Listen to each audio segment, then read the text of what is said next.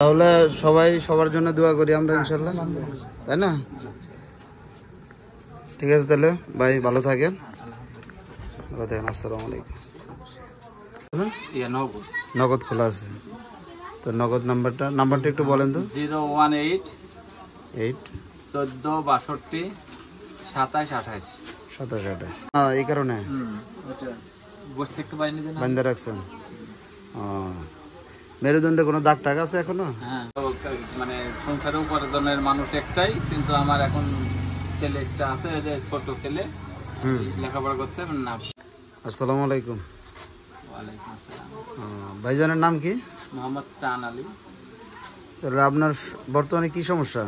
আমার মাজার মেরুদণ্ডের হাড় 4টা ভেঙে আলাদা হয়েছে। বসেন। আর মাজার নিচ থেকে গোটাই অবেশ। মাজার নিচ থেকে পুরোটা অবশ না? জি। কোনো হাঁটাচলা করতে পারেন না, কিছু করতে পারেন না? আমি একটা মানে সংসার উপার্জনের মানুষ একটাই, কিন্তু আমার এখন ছেলে একটা আছে, যে ছোট ছেলে লেখাপড়া করছে না, ক্লাস 9-এ পড়ে। এখন মোটামুটি এই ছেলেই স্কুলে যায়, যা হয়তো বেলা 2টার দিকে আসে যেটুক কাজ করে, এটাই উপার্জন। তাহলে এই বাতি যাই এখন সংসারে হাল মোটামুটি স্কুলে। ছেলেটা, তোমার নাম কি বাবা? মোহাম্মদ আলিফ। আলিফ। আলিফ ক্লাস 9-এ পড়ে, একমাত্র উপার্জনক্ষম ব্যক্তি বর্তমানে এই পরিবারের। প্রতিদিন সপ্তাহে কত টাকার ওষুধ লাগে আপনার? আমার মোটামুটি মানে 1,500-এর উপরেই পড়ে, আসা যাওয়া করা, মেডিকেলে যায় আর কি। এখন আপনার যে ঘটনা কিভাবে এরকম হয়েছে? এরপরে থেরাপি দিতে বলেছে, যেহেতু ঠ্যাং তাজা রাখার জন্য এই কাজ গেন অপারেশনের কথা বলছে বারবার, যেহেতু না হইলো কিভাবে, ঘটনাটা কি? গাছের থেকে পড়ে গেছিলাম। গাছের থেকে পড়ে কতদিন আগে ঘটনা? মোটামুটি 7-8 মাস আগে। 7-8 মাস। তাহলে এখন ডাক্তারে কি বলছে, কত টাকা লাগতে পারে? ডাক্তার অপারেশনের কথা বলছে। ডাক্তার তো এর আগেও বলেছে অনেক টাকার কথা, 3 লাখের কথা বলেছে। যে রাজশাহী মেডিকেলে বলেছে যে বাইরে থেকে 2টা ডাক্তার আনবো, আইনে অপারেশন করে দেবো একবার ভালো করে, ওই সমস্যা নাই। হাতে 2টি ডাক্তার আনলে হাতে 2 লাখ টাকা নেবে, আবার তার আদার্স কিছু খরচ আছে। তো কোমরে বেল্ট পরে রয়েছে না? জি। কোমরে জোর পানা, এই কারণে ওটা বসে থাকতে পারিনি, বান্ধা রাখছেন। মেরুদণ্ডে কোনো দাগ টাগ আছে এখনো? হ্যাঁ। তাই? হাড় ভাঙ্গি সাইডি আছে। হ্যাঁ, হাড় ভাঙ্গি সাইডি আছে। আরে আছে, দেখা দিন যাবে? হ্যাঁ, ধরো তুমি মনে হয় ধরো ইয়ার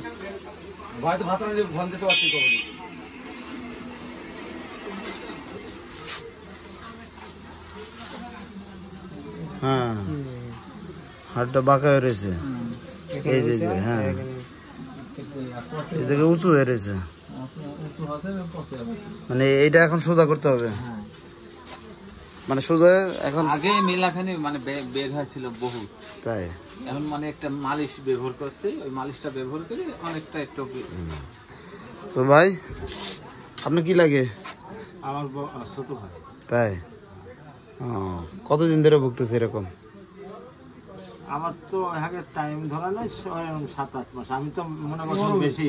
সামাজিক ভাবে সাহায্য সহযোগিতা করতেছে সবাই না?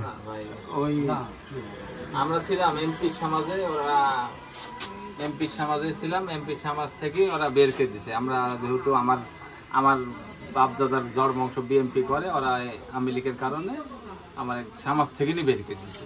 সহযোগিতা করে বলেন কি? একটা মানে কার্ডও পরিমাণে, যে চৌকিদার এখানে আছে জিজ্ঞেস করেন, জীবনে একটা চাইলের কার্ড কি, একটা কোনো কার্ডও জীবনে কোনোদিন যায় না। এখন কিভাবে তাহলে সংসার চলতেছে? কিভাবে সংসারে? আমার ছেলেটা স্কুলে যায়, এসে যে অটো রিক্সা একটু চালায়, এটাতেই মোটামুটি ছুটি থাকে, সেদিন একটু 2-400 মারে। এই ভাইয়ের জন্য আমরা সাহায্য সহযোগিতা প্রার্থনা করতেছি, যে যতটুকু পারেন ইনশাল্লাহ আপনারা সাহায্য সহযোগিতা করবেন। হ্যাঁ, আমরা কমেন্ট ইনশাল্লাহ ওনার নাম, মোবাইল নাম্বার সব কিছু দিয়ে দিব, পাশাপাশি আমাদের নাম্বারও থাকবে, যেভাবে সুবিধা হয়।